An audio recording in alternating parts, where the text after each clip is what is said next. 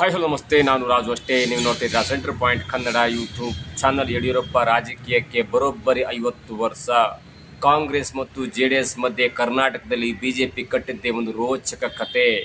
ಏನಿದು ಯಡಿಯೂರಪ್ಪನವರ ಕೊನೆಯ ಶಪಥ? ಇವೆಲ್ಲವನ್ನು ನೋಡೋಣದಕ್ಕಿಂತ ಮೊದಲೇ ನಮ್ಮ ಚಾನಲ್ನ ಸಬ್ಸ್ಕ್ರೈಬ್ ಮಾಡಿಲ್ಲ ಅಂದರೆ ಈಗಲೇ ಸಬ್ಸ್ಕ್ರೈಬ್ ಮಾಡಿ, ಜೊತೆಗೆ ಕಾಮೆಂಟ್ಗಳ ಮುಖಾಂತರ ತಮ್ಮ ಅಭಿಪ್ರಾಯವನ್ನು ತಿಳಿಸ್ಬೋದು. ಎಸ್ ವೀಕ್ಷಕರೇ, ಈಗಿನ BJPಯ ಸ್ಥಿತಿಯಲ್ಲಿ, BJPನ ಗಟ್ಟಿಯಾದ ಹೈಕಮಾಂಡ್ ನಿರ್ಧಾರದಲ್ಲಿ ಒಂದು ಸಲ MLA ಆಗ್ಬೋದು, ಒಂದು ಸಲ MP ಆಗ್ಬೋದು, ಅದಾದ ನಂತರ ಎರಡನೇ ಸಲ ಗೆದ್ದವರಿಗೂ ಕೂಡ ಟಿಕೆಟ್ ಸಿಗತ್ತಾ ಇಲ್ವ ಎನ್ನುವಂಥ ಒಂದು ಕುತೂಹಲ, ಒಂದು ರೋಚಕತೆ ಇದೀಗ ಈಗಿನ ಗಟ್ಟಿಯಾದಂಥ BJP ಹೈಕಮಾಂಡ್ ನಿರ್ಧಾರ ತೆಗೆದುಕೊಳ್ಳುತ್ತದೆ. ಅದರ ಮಧ್ಯೆ ಒಂದು ಕಾಲದಲ್ಲಿ ಕರ್ನಾಟಕದಲ್ಲಿ ಅಥವಾ ದೇಶದಲ್ಲಿ BJPಯೇ ಇಲ್ಲ ಎನ್ನುವಂಥ ಹೊತ್ತಿದ್ರೂ ಕೂಡ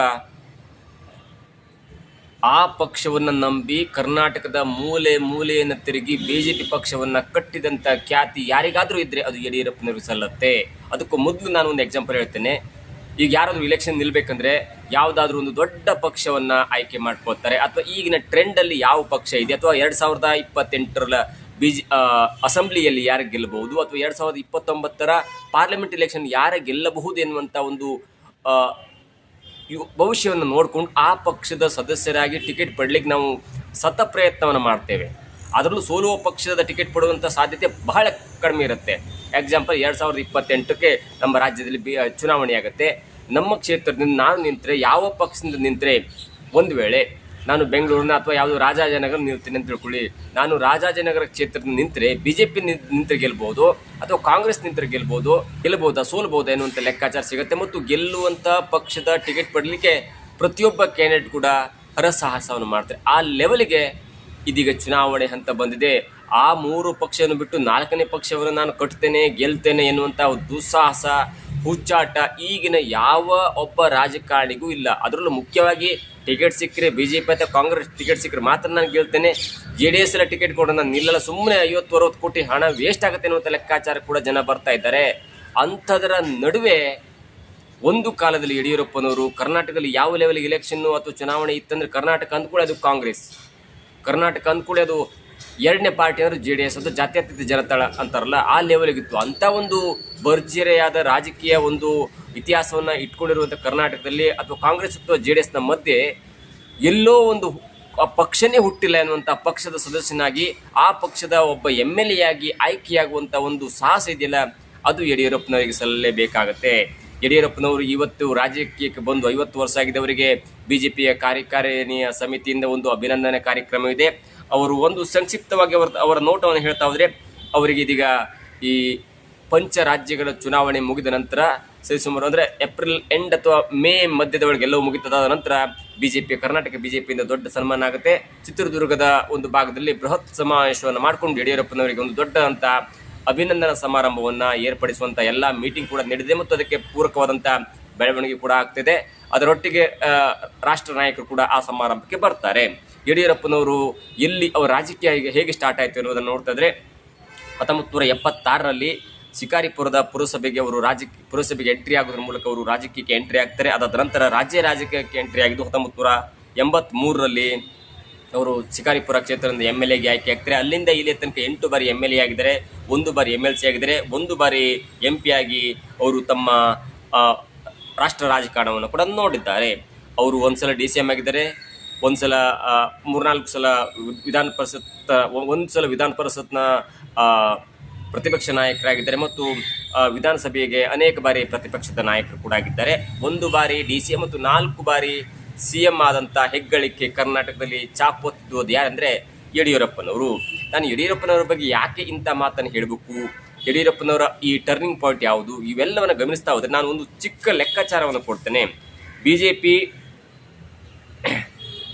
ನಮಗೆ ದೊಡ್ಡ BJP, ನರೇಂದ್ರ ಮೋದಿಯವರ BJP, ವಾಜಪೇಯಿಯವರ BJP, ಅಥವಾ ಅಡ್ವಾಣಿಯವರ BJP, ಅಥವಾ ಇದೀಗ RSS ಸಂಘದ ಮೈತ್ರಿಯೊಂದಿಗೆ ಇರುವಂಥ ಒಂದು BJP ಇದೆಯಲ್ಲ, ಅದು ರಾಜಕೀಯಕ್ಕೆ ಎಂಟ್ರಿ ಕೊಟ್ಟಿದ್ದು 1984ರಲ್ಲಿ, ಅಂದರೆ ರಾಷ್ಟ್ರ ರಾಜಕಾರಣದ MP ಚುನಾವಣೆಗೆ ಎಂಟ್ರಿ ಕೊಟ್ಟು 1984ರಲ್ಲಿ. ಆಗ ಬರೋಬ್ಬರಿ ಕಾಂಗ್ರೆಸ್ ಪಕ್ಷ ಮತ್ತು ಬೇರೆ ಬೇರೆ ಪಕ್ಷಗಳು ರಾಷ್ಟ್ರ ರಾಜಕಾರಣದಲ್ಲಿ ತಮ್ಮ ದೊಡ್ಡದಂತ ಚಾಪನ್ನು ಮೂಡಿಸ್ತು. ಅದರಲ್ಲೂ ಮುಖ್ಯವಾಗಿ ರಾಷ್ಟ್ರ ರಾಜಕಾರಣವನ್ನು ಆಡಿದ್ದೇ ಕಾಂಗ್ರೆಸ್ ಅಂತ ಹೇಳ್ಬೋದು. ಅಲ್ಲಿ ತನಕ 70-80 ವರ್ಷ ಅಂದರೆ 60-70 ವರ್ಷಗಳ ಕಾಲ ರಾಷ್ಟ್ರ ರಾಜಕಾರಣದಲ್ಲಿ ಕಾಂಗ್ರೆಸ್ ತನ್ನ ಚಾಪನ್ನು ಒತ್ತಿತ್ತು. ಅದರ ಮಧ್ಯೆ ಬಿಜೆಪಿಯ ಲೆಕ್ಕಾಚಾರ ಲೋಕಸಭೆ MP ಸೀಟನ್ನು ನೋಡ್ತಾ ಹೋದರೆ 1984ರಲ್ಲಿ 229 ಕ್ಷೇತ್ರಗಳಲ್ಲಿ ಸ್ಪರ್ಧೆ ಮಾಡಿದಂತೆ ಬಿಜೆಪಿ ಗೆದ್ದುದು ಕೇವಲ 2 MP ಸೀಟನ್ನು. ಮೊಟ್ಟ ಮೊದಲ ಬಾರಿಗೆ ರಾಷ್ಟ್ರ ರಾಜಕಾರಣದಲ್ಲಿ ತನ್ನ ಚಾಪನ್ನು ಮೂಡಿಸಿದಂಥ ಬಿಜೆಪಿ ಮೊದಲ ಬಾರಿಗೆ ಗೆದ್ದುದು 2 MP ಸೀಟನ್ನು. ನಾನು ಅದೇ 1984ರಲ್ಲಿ ಯಾಕೆ ಹೇಳಿದೆ ಅಂದರೆ, ಕರ್ನಾಟಕದಲ್ಲಿ ಬಿಜೆಪಿ ಪಕ್ಷವನ್ನು ಕಟ್ಟಿ ಬೆಳೆಸಿ ಹೋರಾಡಿ ಅದಾಗಲೇ ಯಡಿಯೂರಪ್ಪನವರು 1983 ಎಲೆಕ್ಷನ್ನಲ್ಲಿ MLA ಆಗಿ ಗೆದ್ದಾಗಿತ್ತು. ನೋಡಿ, ರಾಷ್ಟ್ರ ರಾಜಕಾರಣದಲ್ಲಿ ಒಂದು ಪಕ್ಷ ತನ್ನ ಚಾಪನ್ನು ಮೂಡಿಸುವಂಥ ಮೊದಲೇ ರಾಜ್ಯ ರಾಜಕಾರಣದಲ್ಲಿ ಅದೇ ಪಕ್ಷದಿಂದ ಅಭ್ಯರ್ಥಿಯಾಗಿ ರಾಜ್ಯದ ಬಿಜೆಪಿಯಲ್ಲಿ ಗೆದ್ದಂಥ ಕೀರ್ತಿ ಯಾರಿಗಾದರೂ ಇದ್ದೆ ಅದು ಬಿಜೆಪಿಯಲ್ಲಿ ಯಡಿಯೂರಪ್ಪನವ್ರಿಗೆ ಸಲ್ಲತ್ತೆ. ಈಗ ಮೊನ್ನೆ ಬಂದು ನಿನ್ನೆ ಬಂದು ಹೋರಾಟ ಎಲ್ಲ ಮಾಡೋವರೆಗೂ ನಾನು ಹೇಳೋದೊಂದೇ, 1983ರಲ್ಲಿ ಅಸೆಂಬ್ಲಿಯಲ್ಲಿ ಗೆದ್ದು ಬಿಗಿದ್ದು ಬಿಜೆಪಿ ಅಂತಂದರೆ ಅದು ಯಡಿಯೂರಪ್ಪನವರು. ಅದಾದ ನಂತರ ನಾನು ಪಾರ್ಲಿಮೆಂಟ್ ಎಲೆಕ್ಷನ್ಗೆ ಮತ್ತೊಂದು ಲೆಕ್ಕಾಚಾರ ಹಾಕ್ತೇನೆ. 1984ರಲ್ಲಿ 223 ಕ್ಷೇತ್ರಗಳಲ್ಲಿ ಸ್ಪರ್ಧೆ ಮಾಡಿದಂಥ ಬಿಜೆಪಿ 2 ಸೀಟ್ಲು ಗೆದ್ದು, ಅದಾದ ನಂತರ 5 ವರ್ಷಗಳ ನಂತರ ಆದಂಥ ಜನರಲ್ ಎಲೆಕ್ಷನ್ನಲ್ಲಿ ರಾಷ್ಟ್ರ ರಾಜಕಾರಣ ಎಲೆಕ್ಷನ್ನಲ್ಲಿ 1989ರಲ್ಲಿ ಆದಂಥ ಸೀಟ್ನಲ್ಲಿ 225 ಕ್ಷೇತ್ರಗಳಲ್ಲಿ ಸ್ಪರ್ಧೆ ಮಾಡಿದಂಥ ಬಿಜೆಪಿ ಬರೋಬ್ಬರಿ 85 ಸೀಟನ್ನು ಗೆದ್ದಿತ್ತು. ಆ ಗೆಲುವಿಗೂ ಮೊದಲೇ ಕರ್ನಾಟಕದಲ್ಲಿ ಯಡಿಯೂರಪ್ಪ ಎನ್ನುವಂಥ ಒಂದು ವ್ಯಕ್ತಿ MLA ಆಗಿ ತನ್ನ ಚಾಪನ್ನು ಮೂಡಿಸಿದ್ರು. ನಾನು ಕರ್ನಾಟಕ ರಾಜ್ಯಕ್ಕೆ ಬರೋದಾದರೆ, ಕರ್ನಾಟಕ ರಾಜ್ಯದಲ್ಲಿ 1983ರಲ್ಲಿ ಒಂದು ಎಲೆಕ್ಷನ್ ಆದಾಗ 110 ಕ್ಷೇತ್ರಗಳಲ್ಲಿ ಬಿಜೆಪಿ ಸ್ಪರ್ಧೆಯನ್ನು ಮಾಡುತ್ತೆ. ಆಗ ಕಾಂಗ್ರೆಸ್ ಮತ್ತು JDS ತನ್ನ ದೊಡ್ಡ ಹೋರಾಟವನ್ನು ಮಾಡುತ್ತೆ. ಆದರೆ 1983ರಲ್ಲಿ ಕರ್ನಾಟಕದಲ್ಲಿ ಬಿಜೆಪಿ ಬರೋಬ್ಬರು 18 ಸೀಟನ್ನು ಗೆದ್ದಿತ್ತು. ಅಂದರೆ 8% ಓಟನ್ನು 8% ಪಡ್ಕೊಂಡಿತ್ತು. ಅದರಲ್ಲಿ 71 ಜನ ಡಿಪಾಸಿಟನ್ನು ಕೂಡ ಕಳೆದುಕೊಂಡಿದ್ರು. ನೋಡಿ, 1983ರಲ್ಲಿ 110 ಕ್ಷೇತ್ರಗಳಲ್ಲಿ ಸ್ಪರ್ಧೆ ಮಾಡಿದಂಥ ಬಿಜೆಪಿ ಬರೋಬ್ಬರಿ 18 ಕ್ಷೇತ್ರ ಮೊಟ್ಟ ಮೊದಲ ಬಾರಿಗೆ ಸ್ಪರ್ಧೆ ಮಾಡಿದರೂ ಕೂಡ 18 ಕ್ಷೇತ್ರವನ್ನು ಗೆಲ್ಲುವಲ್ಲಿ ಸಫಲತೆಯನ್ನು ಕಂಡಿತ್ತು. ಅದಾದ ನಂತರ 1985ರಲ್ಲಿ ಆದಂಥ ಮತ್ತೆ ಬೈ ಎಲೆಕ್ಷನ್ನಲ್ಲಿ 115 ಕ್ಷೇತ್ರಗಳಲ್ಲಿ ಸ್ಪರ್ಧೆಯನ್ನು ಮಾಡುತ್ತೆ ಬಿಜೆಪಿ. ಆಗ ಕೇವಲ 2 ಕ್ಷೇತ್ರವನ್ನು ಬಿಜೆಪಿ ಗೆಲ್ಲಕ್ಕೆ ಸಾಧ್ಯವಾಗುತ್ತೆ. ಆಗ ಬರೋಬ್ಬರಿ 3.7% ಓಟನ್ನು ಪಡ್ಕೊಳ್ಳುವಂಥ ಪರಿಸ್ಥಿತಿ ಎದುರಾಗುತ್ತೆ. 1989ರಲ್ಲಿ ಮತ್ತೆ 119 ಕ್ಷೇತ್ರಗಳಲ್ಲಿ ಬಿಜೆಪಿ ಸ್ಪರ್ಧೆ ಮಾಡುತ್ತೆ. ಅಲ್ಲಿ ಕೇವಲ 4 ಕ್ಷೇತ್ರವನ್ನು ಪಡ್ಕೊಳ್ಳುತ್ತೆ, ಸಾಫಲ್ಯತೆಯನ್ನು ಪಡ್ಕೊಳ್ಳುತ್ತೆ. ಅಲ್ಲಿ 4.3% ಓಟನ್ನು ಕೂಡ ಬರುತ್ತೆ. ನೋಡಿ, 1983ರಲ್ಲಿ 110 ಕ್ಷೇತ್ರಗಳ ಸ್ಪರ್ಧೆ ಮಾಡಿದಂಥ ಬಿಜೆಪಿ 18 ಕ್ಷೇತ್ರಗಳಲ್ಲಿ ಗೆಲ್ಲಲಿಕ್ಕೆ ಸಾಫಲ್ಯತೆಯನ್ನು ಅಥವಾ ಒಂದು ಯಶಸ್ಸನ್ನು ಕಂಡುಕೊಳ್ತು. ಆದರೆ ಕರ್ನಾಟಕ ಬಿಜೆಪಿಯನ್ನು ಕಟ್ಟು ಬೆಳೆಸಿದಂಥ 3 ವ್ಯಕ್ತಿಗಳು ಯಡಿಯೂರಪ್ಪ, ಅನಂತಕುಮಾರ್ ಹೆಗಡೆ ಮತ್ತು ವಿ ಧನಂಜಯಕುಮಾರ್.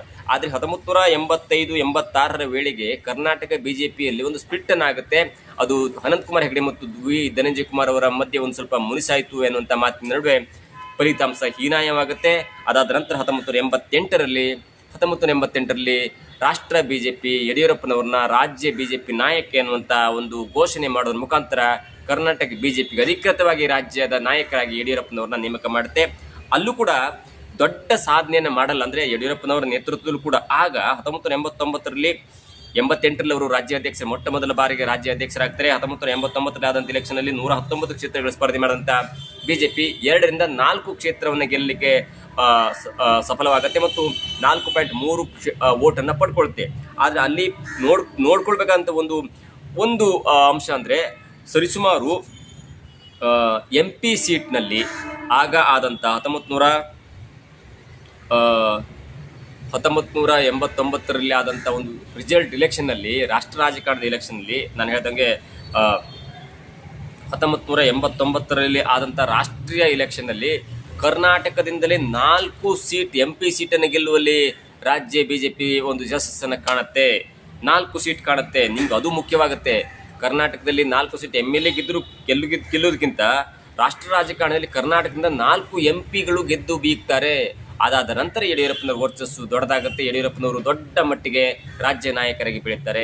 ಯಡಿಯೂರಪ್ಪನವರು ಅದಾದ ನಂತರ ಶಿಕಾರಿಪುರದಲ್ಲಿ ಗೆಲುವಿನ ಮೇಲೆ ಗೆಲುವನ್ನು ಸಾಧಿಸ್ತಾರೆ. ಆದರೆ ಅವರಿಗೆ ರಾಜಕೀಯ ತಿರುವನ್ನು ಕೊಟ್ಟಿದ್ದು 2004ರ ಎಲೆಕ್ಷನ್. 2004ರ ಎಲೆಕ್ಷನ್ನಲ್ಲಿ ಅವರು ಬಿಜೆಪಿ ರಾಜ್ಯಾಧ್ಯಕ್ಷರಾಗಿರ್ತಾರೆ. ಆ ಕಡೆಯಿಂದ ಕಾಂಗ್ರೆಸ್ ದೊಡ್ಡ ಮಟ್ಟದ ಒಂದು ಹೋರಾಟ ಮಾಡುತ್ತೆ ಮತ್ತು JDSನಿಂದಲೂ ಕೂಡ ತ್ರಿಕೋಣ ಸರಣಿ ಎಂಬಂತೆ ಮೂರೂ ಪಕ್ಷಗಳು ಕೂಡ ತಾನು ಗೆಲ್ಲಬೇಕು, ತಮ್ಮ ಪಕ್ಷದ ಮುಖ್ಯಮಂತ್ರಿ ಆಗಬೇಕೆನ್ನುವಂಥ ಒಂದು ಹಠಕ್ಕೆ ಬಿದ್ದಿರ್ತಾರೆ. ಆಗ BJP ಆ 2004ರಲ್ಲಿ ಅತಿ ದೊಡ್ಡ ಪಕ್ಷವಾಗಿ ಹೊರಹೊಮ್ಮುತ್ತೆ ಮತ್ತು BJP 79 ಮೊಟ್ಟ ಮೊದಲ ಬಾರಿಗೆ ರಾಜ್ಯ ರಾಜಕಾರಣದಲ್ಲಿ 79 ಸೀಟನ್ನು ಗೆಲ್ಲುವಲ್ಲಿ ಯಶಸ್ಸನ್ನು ಕಾಣುತ್ತೆ. ಕಾಂಗ್ರೆಸ್ ಆ ವೇಳೆಗೆ 65 ಸೀಟ್ ಗೆಲ್ಲುತ್ತೆ, JDS 58 ಸೀಟ್ ಗೆಲ್ಲುತ್ತೆ, ಇಂಡಿಪೆಂಡೆಂಟು 13 ಸೀಟನ್ನು ಗೆಲ್ಲುತ್ತೆ. BJPಯಿಂದ ಯಡಿಯೂರಪ್ಪನವರು ದೊಡ್ಡ ನಾಯಕರಾಗಿರ್ತಾರೆ. JDSನಿಂದ MP ಪ್ರಕಾಶ್ ಮತ್ತು ಸಿದ್ದರಾಮಯ್ಯನವರು ಇರ್ತಾರೆ. ಕಾಂಗ್ರೆಸ್ನಲ್ಲಿ ಧರ್ಮಸಿಂಗ್ ಅವರು ಕೂಡ ಇರ್ತಾರೆ. ಆಗ ಆದಂಥ ಒಂದು ಕಥೆಯಲ್ಲಿ ಕಾಂಗ್ರೆಸ್ ಮತ್ತು JDS ಮೈತ್ರಿಯನ್ನು ಮಾಡಿಕೊಳ್ಳುತ್ತೆ. 2004ರಲ್ಲಿ ಮೈತ್ರಿ ಮಾಡಿಕೊಂಡು ಧರ್ಮಸಿಂಗ್ ಅವರನ್ನ ಮುಖ್ಯಮಂತ್ರಿ ಮಾಡಿ MP ಪ್ರಕಾಶ್ ಅವರನ್ನ ಉಪಮುಖ್ಯಮಂತ್ರಿ ಮಾಡಬೇಕು ಎನ್ನುವಂಥ ಒಂದು ಯೋಜನೆಯಲ್ಲಿ ಧರ್ಮಸಿಂಗ್ ಅವರು ಮುಖ್ಯಮಂತ್ರಿ ಆಗ್ತಾರೆ, MP ಪ್ರಕಾಶ್ ಅವರು ಉಪಮುಖ್ಯಮಂತ್ರಿ ಆಗ್ತಾರೆ. ಆದರೆ ಅಲ್ಲಿ ಆದಂಥ ಒಂದು ರಾಜಕೀಯ ಸ್ಥಿತ್ಯಂತರದಲ್ಲಿ ಕುಮಾರಸ್ವಾಮಿ ಅವರ ಬಣ JDSನಿಂದ ಹೊರಬಂದು ಯಡಿಯೂರಪ್ಪನವ್ರ ಜೊತೆ ಮೈತ್ರಿ ಮಾಡಿಕೊಂಡು 20 ತಿಂಗಳು ಅಂದರೆ 2020 ಸರ್ಕಾರ ರಚನೆ ಆಗುತ್ತೆ. ಆಡಿದ ಮಾತಿನಂತೆ ಆಡಿದ ಒಪ್ಪಂದಂತೆ ಮೊದಲು 20 ತಿಂಗಳು ಕುಮಾರಸ್ವಾಮಿ ಅವರು ಮುಖ್ಯಮಂತ್ರಿ ಆಗ್ತಾರೆ. ಅದೇ ವೇಳೆಗೆ ಯಡಿಯೂರಪ್ಪನವರು BJPಯಿಂದ ಉಪಮುಖ್ಯಮಂತ್ರಿ ಅಂದರೆ ಕುಮಾರಸ್ವಾಮಿ ಅವರು ಮುಖ್ಯಮಂತ್ರಿ ಆಗ್ತಾರೆ, ಯಡಿಯೂರಪ್ಪನವರು ಉಪಮುಖ್ಯಮಂತ್ರಿ ಆಗ್ತಾರೆ. ಯಾವಾಗ 2006 ಫೆಬ್ರವರಿ 3ಕ್ಕೆ 2006 ಅವು 2004ರಲ್ಲಿ ಧರ್ಮಸಿಂಗ್ ಮತ್ತು MP ಪ್ರಕಾಶ್ ಅವರ ನೇತೃತ್ವದ ಸರ್ಕಾರ ಆಗುತ್ತೆ. ಅದಾದಂಥ ಆ ಸರ್ಕಾರವನ್ನು ಉರುಳಿಸಿ JDS ಬಣ BJP ಜೊತೆ ಮೈತ್ರಿಯಾಗಿ 2006ರಲ್ಲಿ BJP ಮತ್ತು JDS ಸರ್ಕಾರವನ್ನು ರಚನೆ ಆಗುತ್ತೆ. ಆ ಸರ್ಕಾರದಲ್ಲಿ ಕುಮಾರಸ್ವಾಮಿ ಅವರು ಮುಖ್ಯಮಂತ್ರಿ ಇದೆ, ಮೊದಲ ಅವಧಿಯ ಮುಖ್ಯಮಂತ್ರಿ. ಆದರೆ ಯಡಿಯೂರಪ್ಪನವರು ಉಪಮುಖ್ಯಮಂತ್ರಿ ಆಗ್ತಾರೆ. ಹಾಗಾಗಿ ಉಪಮುಖ್ಯಮಂತ್ರಿಯಾಗಿ ಮೊಟ್ಟ ಮೊದಲ ಹೆಜ್ಜೆಯನ್ನು ಯಡಿಯೂರಪ್ಪನವರು ಇಡ್ತಾರೆ. ಆದರೆ 20 ತಿಂಗಳುಗಳ ನಂತರ ಅಧಿಕಾರವನ್ನು ಹಸ್ತಾಂತರ ಮಾಡಿ 2006 ಅಂದರೆ 2007 ಅಕ್ಟೋಬರ್ ವೇಳೆಗೆ ಅಧಿಕಾರವನ್ನು ಹಸ್ತಾಂತರ ಮಾಡಿಕೊಡ್ಬೇಕಾಗುತ್ತೆ, ಅಕ್ಟೋಬರ್ ವೇಳೆಗೆ. ಆದರೆ ಕುಮಾರಸ್ವಾಮಿ ಮತ್ತು JDS ಬಣ ತಾನು ಕೊಟ್ಟಂಥ ವಚನವನ್ನು ಬಿಟ್ಟು ಯಡಿಯೂರಪ್ಪನವರಿಗೆ ಬೆನ್ನಿಗೆ ಚೂರಿ ಹಾಕುವಂಥ ಕೆಲಸ ಮಾಡುತ್ತೆ, ಬೆನ್ನಿಗೆ ಮೋಸ ಮಾಡುವಂಥ ಮತ್ತು ಅತ್ಯಂತ ಕೆಟ್ಟ ಕೆಲಸವನ್ನು ಮಾಡುತ್ತೆ. ಅದಾದ ನಂತರ ಯಡಿಯೂರಪ್ಪನವರು ಆ ಪಕ್ಷದಿಂದ ಹೊರಗೆ ಬಂದು ಆ ಮೈತ್ರಿಯಿಂದ ಹೊರಗೆ ಬಂದು ಮತ್ತೆ 2008ರಲ್ಲಿ ಚುನಾವಣೆ ಆಗುತ್ತೆ. ಆಗ ಮತ್ತೆ ಯಡಿಯೂರಪ್ಪನವರ ಮೇಲೆ ಸಹಾನುಭೂತಿ ತೋರಿಸಿದಂಥ ಮತದಾರರು ಅವರಿಗೆ ಅತ್ಯಂತ ದೊಡ್ಡ ಮಟ್ಟದ ಯಶಸ್ಸನ್ನು ಕೊಡ್ತಾರೆ ಮತ್ತು ಅವರು ಮುಖ್ಯಮಂತ್ರಿಯಾಗಿ ಮೊಟ್ಟ ಮೊದಲ ಬಾರಿಗೆ ಕರ್ನಾಟಕದ BJPಯನ್ನು ಅಧಿಕಾರಕ್ಕೆ ತಂದು ಮೊದಲ ಬಾರಿಗೆ ಮುಖ್ಯಮಂತ್ರಿ ಆಗ್ತಾರೆ. ಇದು ಯಡಿಯೂರಪ್ಪನವರ ಒಂದು ತಾಕತ್ತು ಅಂತ ಹೇಳ್ಬೋದು. ಆದರೆ ಇಲ್ಲಿಯ ತನಕ ಕೂಡ ಅವರಿಗೆ ಒಂದೇ ಒಂದು ಬಾರಿಯೂ ಕೂಡ ಮ್ಯಾಜಿಕ್ ನಂಬರ್ನ ಕ್ರಾಸ್ ಮಾಡಲಿಕ್ಕಾಗಿಲ್ಲ. ಕೆಲವರನ್ನು ಆಪರೇಷನ್ ಕಮಲದ ಮುಖಾಂತರ, ಕೆಲವೊಂದು ಸಲ JDS ಮುಖಾಂತರ, ಕೆಲವೊಂದು ಸಲ ಬೇರೆ ಬೇರೆ ಪಕ್ಷಗಳ ಒಂದು ಸಹಾಯದ ಮುಖಾಂತರ 4 ಬಾರಿ ರಾಜ್ಯದ CM ಆಗಿದ್ದಾರೆ. ಯಡಿಯೂರಪ್ಪನವರು ಗುಡುಗಿದರೆ ವಿಧಾನಸೌಧದ ನಡುಗುವುದು ಎನ್ನುವಂಥ ಮಾತು ಈಗಲೂ ಕೂಡ ಕೇಳಬಹುದು. ಆದರೆ ಕೆಲವೊಂದು ಕಾರಣದಿಂದಾಗಿ ಮತ್ತೆ 4ನೇ ಬಾರಿ CM ಆದರೂ ಕೂಡ ಅವರಿಗೆ ಒಂದು 1.5 ವರ್ಷ ಅಥವಾ 2 ವರ್ಷಗಳ ಕಾಲ ಮುಖ್ಯಮಂತ್ರಿ ಆಗುವಂಥ ಅವಕಾಶ ಸಿಕ್ತು. ಆದರೆ ವಯಸ್ಸಿನ ಕಾರಣಕ್ಕಾಗಿ ಹೈಕಮಾಂಡ್ ಕೂಡ ಅವರಿಗೆ ಕೆಳಗಿಳಿಸಿ ಅವರ ಜಾಗದಲ್ಲಿ ಬೊಮ್ಮಾಯಿ ಅವರನ್ನು ಮುಖ್ಯಮಂತ್ರಿ ಮಾಡಿ, ಅದಾದ ನಂತರ ಕಳೆದ ಬಾರಿ ಚುನಾವಣೆಯಲ್ಲಿ ಯಾವ ಲೆವೆಲ್ಗೆ ಹೀನಾಯವಾಗಿ BJP ಸೋತು ಎನ್ನುವುದಕ್ಕೆ ಪರೋಕ್ಷವಾಗಿ ಯಡಿಯೂರಪ್ಪನವ್ರನ್ನ ಹೀನಾಯಮಾನವಾಗಿ ಅಥವಾ ಅವರನ್ನ ಯಾವುದೇ ಒಂದು ರೀಜನದ ಕೆಳಗಿಳಿಸಿದೆ ಒಂದು ದೊಡ್ಡ ಕಾರಣ ಅಂತ ಹೇಳ್ಬೋದು. ಕಾಂಗ್ರೆಸ್ನಲ್ಲಾದರೆ 94 ವರ್ಷ ಆದರೂ ಕೂಡ MLA ಆಗಿ ಶ್ಯಾಮನೂರು ಶಿವಶಂಕರಪ್ಪನವ್ರನ್ನ ಕೊನೆಯ ಗಳಿಗೆಯಲ್ಲಿ ತನಕ ಅವ್ರನ್ನ MLA ಆಗಿ ಇಟ್ಕೊಂಡಿದ್ದಾರೆ. BJPಯ ರೂಲ್ಸ್ ಎಲ್ಲವೂ ಕೂಡ ಚೇಂಜ್ ಆಗಿದೆ. ಇವತ್ತು ಮುಖ್ಯಮಂತ್ರಿ ಆದವನು ನಾಳೆ ಇರ್ತಾನೆ ಇಲ್ಲೋ ಅನ್ನುವಂಥ ಒಂದು ಭಯ ಇರುತ್ತೆ. ಯಾಕಂದರೆ BJPಯಲ್ಲಿ ಇದೀಗ ತುಂಬ ಸ್ಟ್ರಿಕ್ಟ್ ರೂಲ್ಸ್ ಕೂಡ ಆಗ್ತಾ ಇದೆ. ಆ ಒಳಗಿನ ಇಂಟರ್ನಲ್ಲು ಅಥವಾ ಬೇರೆ ಬೇರೆ ಭ್ರಷ್ಟಾಚಾರ ಎಲ್ಲವೂ ಕೂಡ ಇದ್ರೂ ಕೂಡ ಒಂದು ರೂಲ್ಸ್ ಅಂದರೆ ಕೆಲವೊಂದು ರೂಲ್ಸನ್ನು ಅವರು ರಾಜಕೀಯದಲ್ಲಿ ತರ್ತಾ ಇದ್ದಾರೆ. ಅದಕ್ಕೆ ಅವರು ನಾವು ಸೆಲ್ಯೂಟನ್ನು ಹೇಳಬೇಕಾಗುತ್ತೆ. ಅಂತೂ ಇಂತೂ ರಾಜ್ಯ ರಾಜಕಾರಣದಲ್ಲಿ ಅಥವಾ ನಮ್ಮ ರಾಷ್ಟ್ರ ರಾಜಕಾರಣದಲ್ಲಿ ಒಬ್ಬ ವ್ಯಕ್ತಿ ಹೇಗೆ ಬೆಳಿಬೇಕು, ತನಗೆ ಭಾಷೆಯ ಒಂದು ಅಹಮ್ಮಿಲ್ಲ, ಭಾಷೆಯ ಅರಿವಿಲ್ಲ, ಆದರೂ ಕೂಡ ಕನ್ನಡದಲ್ಲೇ ಮಾತನಾಡಿ ಕನ್ನಡದಲ್ಲಿ ಎಲ್ಲವನ್ನ ಹೇಳಿ. ನಾನು ಮತ್ತೊಂದು ಹೇಳ್ತೇನೆ, ಕೆಲವೊಬ್ಬರು ವ್ಯಕ್ತಿಗಳು ತುಂಬ ಮಾತನಾಡ್ತಾರೆ.